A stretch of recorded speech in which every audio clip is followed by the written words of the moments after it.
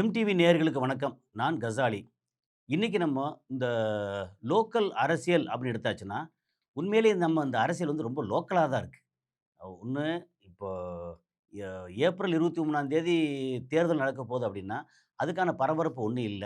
சரி, இப்ப நம்ம வந்து இந்த கூட்டணி அப்படிங்கிறது ஒரு அதிமுக கூட்டணி. அதுல வந்து நேத்து அவரு திருமாவளவன் அங்க போய் பார்த்துருக்காரு. அது வந்து கிட்டத்தட்ட 8+2ன்னு மாரி சொல்லியிருக்காங்க. அது வந்து இன்னும் முடிவு என்ன வரும்னு அடுத்தது இப்ப இன்னும் 1 நாள் 2 நாள்ல தெரிஞ்சிரும்.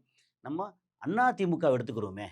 பொதுவா அ என்ன சொல்லுவோம்னா, தமிழ்நாட்ல இந்த கூட்டணி அமையணும்னா, ஒரு பெரிய கட்சி, அதாவது அதிமுக இந்த என்டிஏ கூட்டணின்னு விட்டுருங்க. என்டிஏங்கிறது இந்திய அளவுல. நமக்கு வந்து இது வந்து அதிமுக கூட்டணி அப்படின்னு தான் நம்ம சொல்லணும்.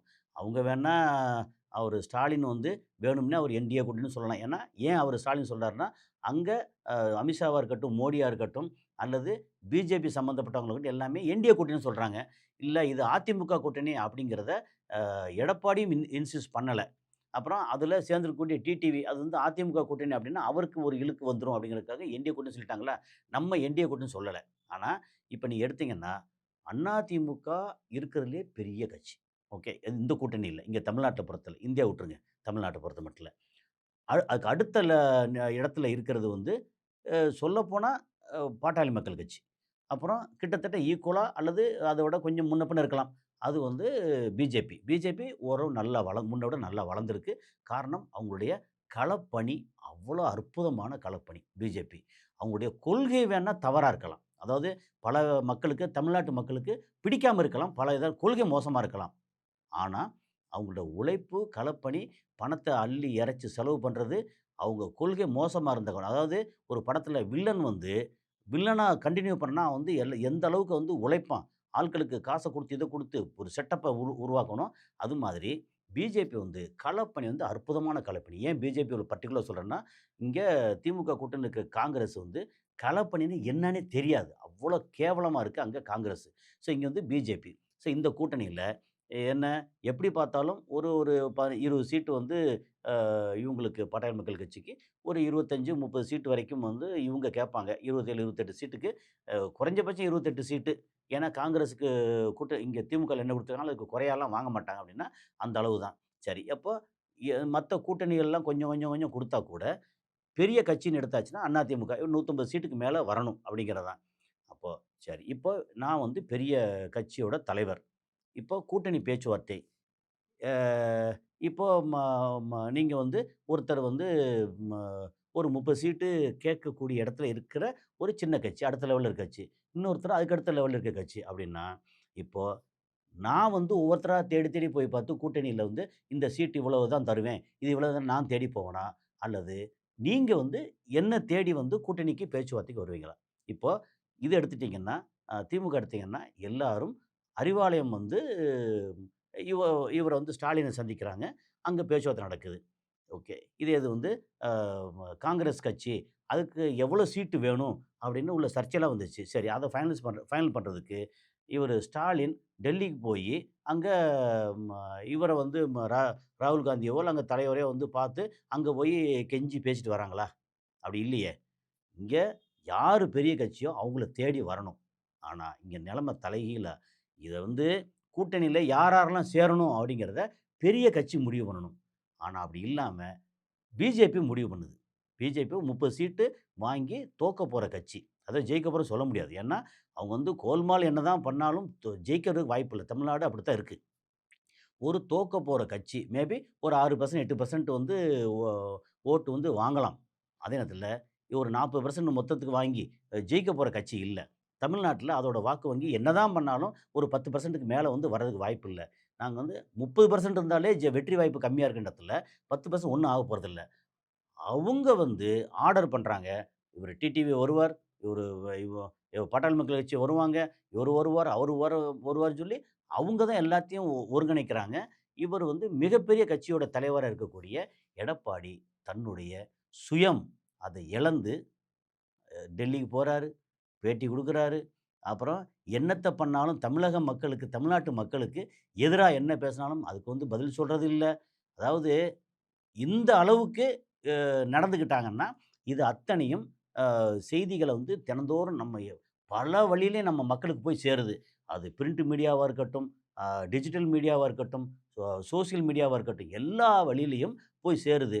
அப்ப எப்படி பார்த்தாலும் அ டீ கடையில நின்னு வெளியில இந்த மாரி சாதாரண போகும்போது டீ கடையில நின்னு வெளிய நின்னு பேசும்போது என்ன பேசுறாங்க வந்து, என்னப்பா அவங்க ஜெயலலிதா இருக்கும்போது அ ம அவரு ஜார்ஜ் பெர்னாண்டஸா இருக்கட்டும், அல்லது வாஜ்பாயா இருக்கட்டும், மத்தவங்கள தேடி தேடி அவர் அத்வானிலாம் தேடி தேடி இங்க வந்துல கூட்டணிக்கு பேசுனாங்க.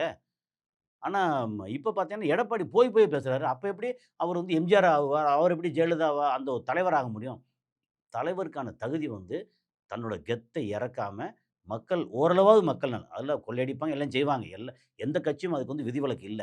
ஆனா, ஓரளவாவது மக்கள் நலன் அப்படின்னு சார்ந்து அதெல்லாம் பேசி, அது போக குறைஞ்சபட்சம் வந்து கூட்டணி கட்சிகள அரவணைக்கிறதா இருக்கட்டும், அவங்களுக்கு சீட்டு ஷேரிங்கா இருக்கட்டும், அத வந்து தன்னோட இடத்துக்கு வர வச்சு ஓகே. அதுபோக ஏதாவது கூட்டம் நடந்ததுன்னா, அந்த கூட்டணியில பெரிய கட்சி எதுவோ, அந்த கட்சியோட தலைவர் ஃபோட்டோ இருக்கணும். அந்த கட்சியோட பேரு பெருசா இருக்கணும். அதெல்லாம் இல்லாம, ஒரு சின்ன கட்சியோட இந்தியாவோட ஆளுங்கட்சியா இருக்கட்டும். அது பிரச்சனை இல்ல. தமிழ்நாட்டுல எது பெரிய கட்சி? அந்த கூட்டணியில. அதிமுக. அவரோட ஃபோட்டோ இல்லாம, அவரோட பேர் இல்லாம, அப்புறம் எப்ப பார்த்தாலும் என்டிஏ ஆட்சி அமைக்கும். அப்படின்னா, தமிழ்நாட்டுல என்டிஏ எப்படி ஆட்சி அமைக்கும்? அப்புறம் அதிமுக தொண்டர்கள்லாம் அவங்கலாம் யாரு? அவங்க வந்து உப்பு போட்டு சாப்பிடுறவங்க தானே! அதிமுக தொண்டர்கள். அவங்க யாரு? எப்படி பார்த்தாலும் திராவிட சித்தாந்தம் உள்ளவங்க தானே! ஒண்ணு திமுக வரட்டும், இல்ல அதிமுக வரட்டும். நமக்கு வந்து அதிமுக எப்பவுமே அழிஞ்சு போக்கூடாது. ஆனா, என்டிஏ இந்த பிஜேபி என்ன பண்றாங்க? அதிமுகவ டோட்டலா அப்படி ஒழிச்சிறணும் அப்படின்னு முடிவு பண்ணி வர்றாங்களா? ஆனா, அதிமுகவுக்கு ஓட்டு போடக்கூடிய நம்ம அ தோழர்கள் என்ன நெனைப்பாங்க? அதிமுக விசுவாசிகள், இரட்டை இலை விசுவாசிகள் என்ன நினைக்கிறாங்க? அவங்க வந்து, இது எப்படி இந்த மாரி கட்சிய அடகு வச்சா நமக்கு என்ன ஆகும்? நாளைக்கு என்ன ஆகும்? நம்ம நாளைக்கு வந்து தாமரைக்கு ஓட்டு போடுறதா? அந்த அளவுக்கு வந்து ஒரு வெறுப்பும், இவரு எடப்பாடி மேல ஒரு அவநம்பிக்கையும், அந்த சம்மந்தப்பட்ட நெறைய தொண்டர்களுக்கு வந்திருக்கதா தகவல்.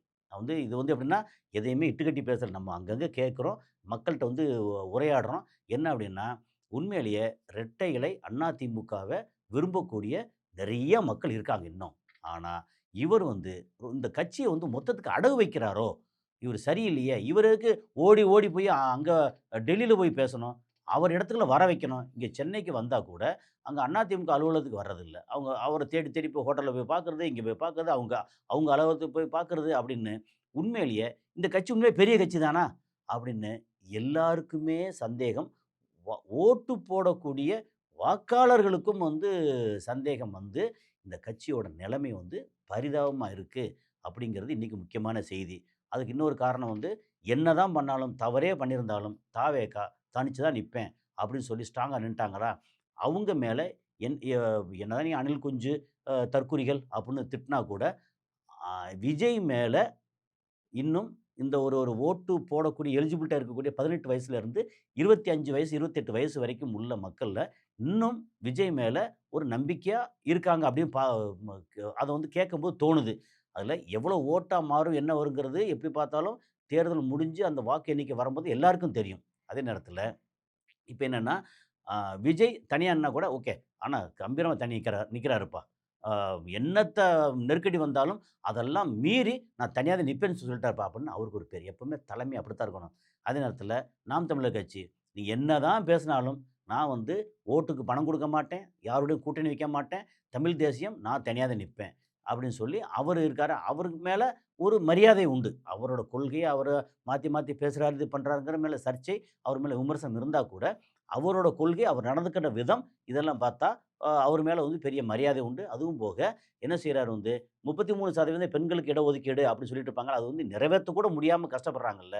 ஆனா இவரு வந்து ஆ எ 234 தொகுதி அப்படின்னா, உங்களுக்கு வந்து பாதிக்கு பாதி அப்படியே வந்து பெண்களுக்கு, ஆண்களுக்கு. அப்படி பிரிச்சு அப்படி குடுக்க பாதிக்கு பாதி 50% அந்த அளவுல அவர் வந்து உண்மையிலேயே ஒரு பாராட்டத்தக்க ஒரு செயல்பாடு எடுத்துனா, இது வந்து சீமான் சொல்லலாம். அப்போ ஒரு சீமான் எப்படி இருக்காரு?